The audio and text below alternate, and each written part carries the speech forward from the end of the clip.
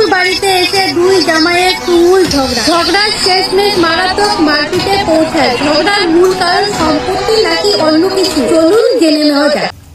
আমি 24.5 ঘন্টা চাইছি, তা আপনারা দুই জামাই বলে বলে ঝামেলা করছেন, তাই সম্বন্ধে কিছু কোয়ান। আপনি আপনার বক্তব্যটা কি এ সম্বন্ধে কিছু কোয়ার করবেন না? সারা ভেঙে দেবো।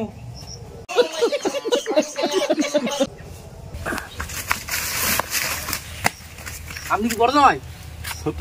তা আপনাদের দুই জামাইয়ের ভিতর কি হয়েছে? ওই বুকাসোদা জামাই কইছি একটু খনি বানাই দি।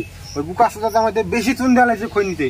বুকাসোদার নিকে শাশুড়ি মায় খাসির মাংস রাঁধছে, ওই খাঙ্কি চাল জামাইয়ের নিকে খাসির মাংসটুকু খাইর পানি, মুখ পুড়ে গেছে।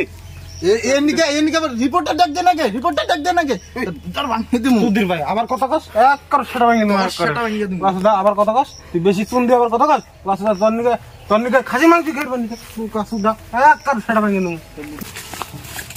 তো কাকা, আপনাদের বাড়ির পাশে যে দুই জামাই নিয়ে খুবই দুদিন ধরে ঝগড়া চলছে, তাই সম্বন্ধে আপনি কিছু বলুন।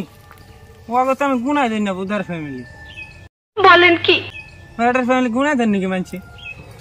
বাদ দাও তো কিছু বলেন না, আমি এখন ঠিক আছে চলে যাচ্ছি।